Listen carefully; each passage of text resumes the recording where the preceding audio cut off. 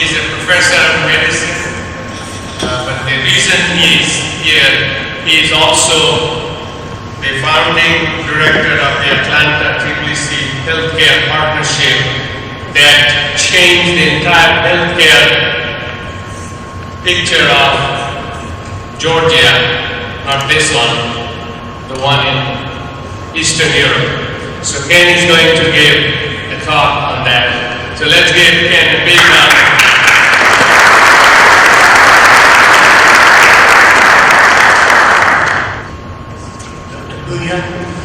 Ladies and gentlemen, let me first welcome all of you on behalf of my colleagues at Emory University.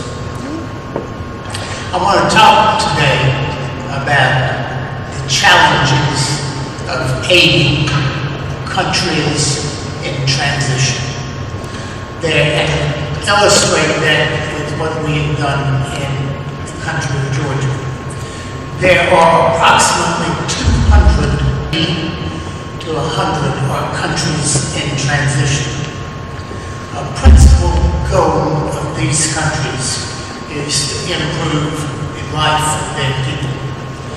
And the question is, how can we from other countries help them, institutions and their sectors, such as healthcare, education, agriculture, etc., in specific ways.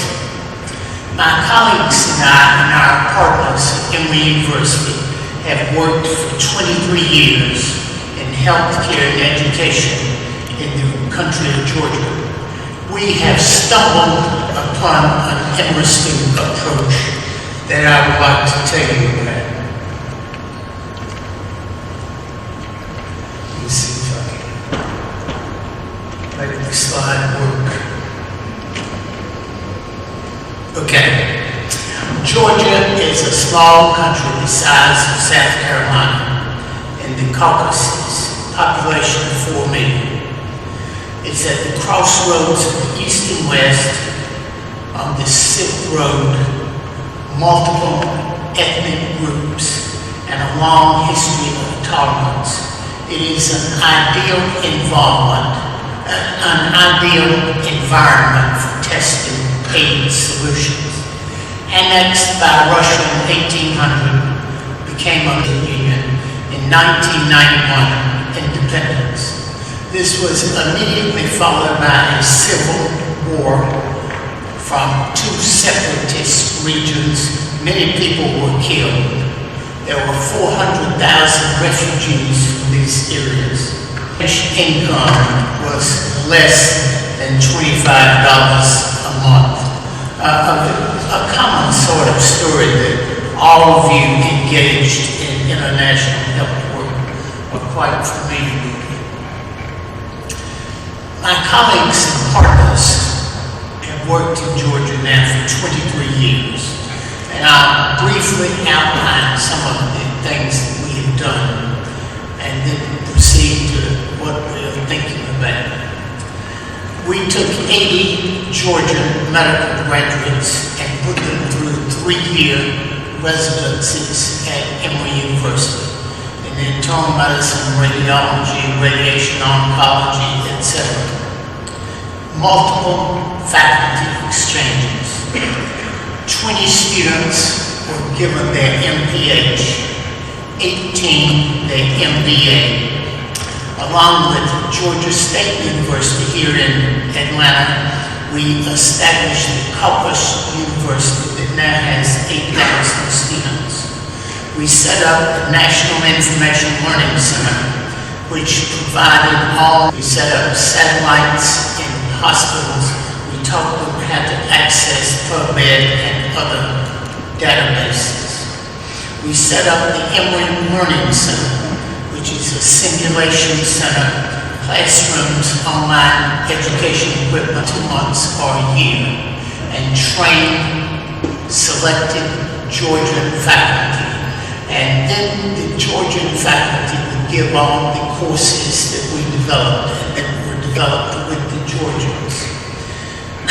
We did this for nursing and emergency medicine and healthcare administration. I'll go into that.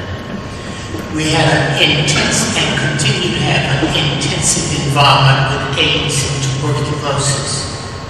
We had 51 collaborative peer-reviewed research publications between faculty here and Georgian collaborators.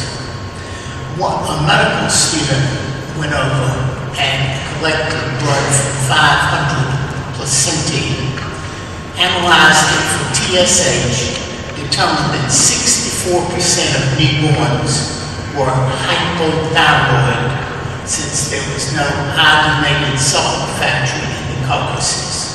And this led to the involvement of UNICEF and a massive program to improve this. In healthcare, we feel that if you get 5 jobs right, the rest of the healthcare will fall into line and become a healthy, thriving sector. And these jobs are nurses, emergency medicine, hospitalists, primary care providers, and administrators with unemployed doctors. The core components of the schools of nursing and medicine and information access. And we feel if these 5 jobs and these 4 components are brought up to modern standards, that as a country giving aid to a transitional country, you don't have to worry about anything else in the healthcare sector. It will take care of itself. Now, once we sort of begin thinking about that, we begin looking at other sectors and asking ourselves the question of, was this true in other sectors? In education, we think it's obviously true. You need to do faculty development. You need to have modern curriculum, and you need to have information access.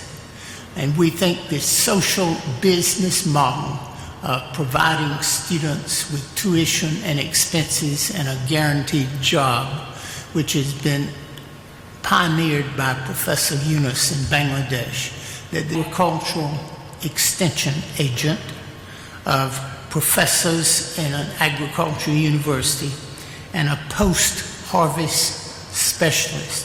And these basically are the 3 jobs that are important, we feel, in agriculture, obviously in addition to the farm here in the U.S.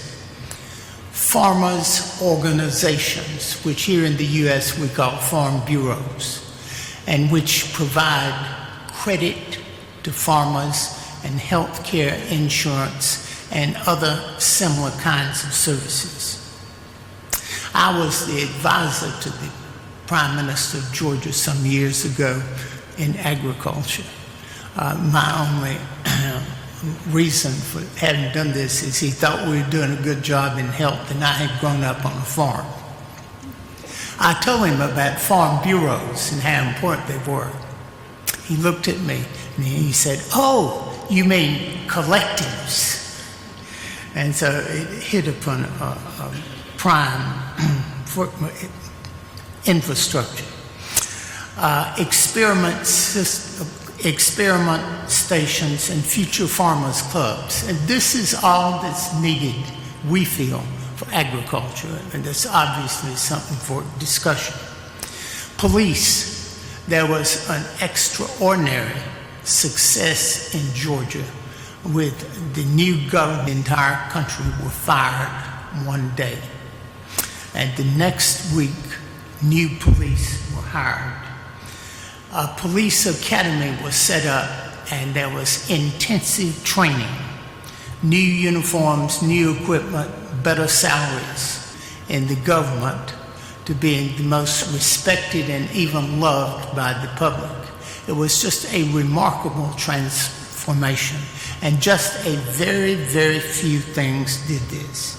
So our conclusion is that aid to countries in transition is done by strengthening institutions and sectors. Each institution or sector has a very, very small number of core jobs and components that are crucial.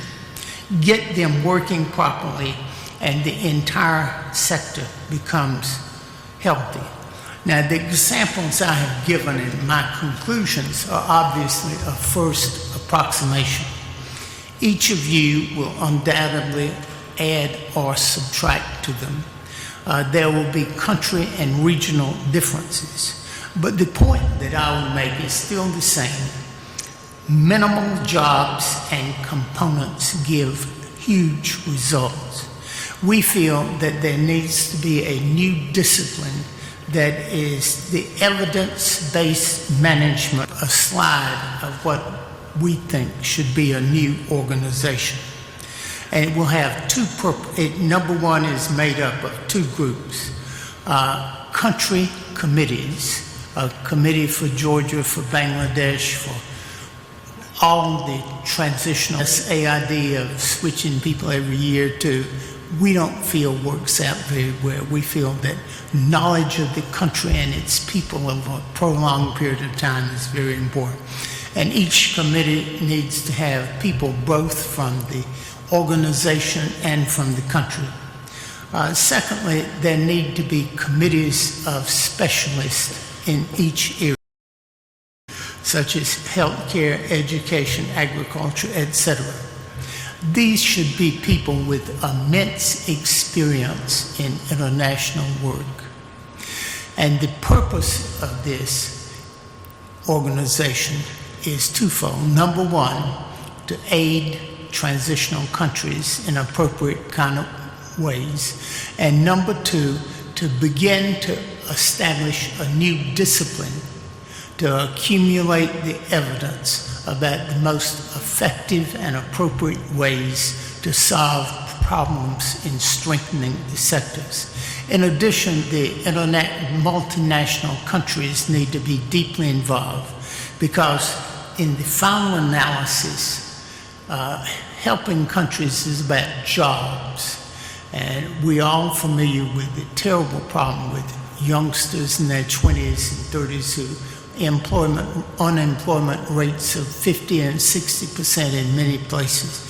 And so jobs is what it comes down to, and this is why multinational countries need to be involved. Let me end with a couple of slides. We discovered this young man in 1990. He was 20 years of age and obviously quite bright. Emory University gave him free tuition to get his MBA. He lived with one of the partners who provided living expenses and an old car. And was almost unobtainable. And so every time you went out in your car, you had a little bottle of gas that you would put in. He's putting a bottle of gas into his Lada. He graduated from Emory University in 1996 with his MBA and went to Moscow. He was one of the very, very small number of people in Moscow who had a Western MBA. Today, he has 7 children. He is worth $500 million. He has built schools and churches throughout Georgia, and he is continuing his work. And just as an illustration of, the right people and the right education is limitless what they can do. This is a watercolor that I took in an orphanage in a small village. This was painted by a 9-year-old girl whose parents had been killed in Abkhazia during the Civil War. And this is her view of life. Let me end with our partners. We've had several very important partners in Georgia, and I'm finished. And these are our partners. We have set up an NGO because universities don't have the agility to work easily overseas with all the things you need to do. And so the aid that It's really a privilege to be in a room with people who have similar interest in international health and education and other aspects of international work. We are a very, I guess I would have to say we are a unique breed of people. It's immense, provides immense challenges, immense satisfaction, and there are obviously much work to do. Thank you.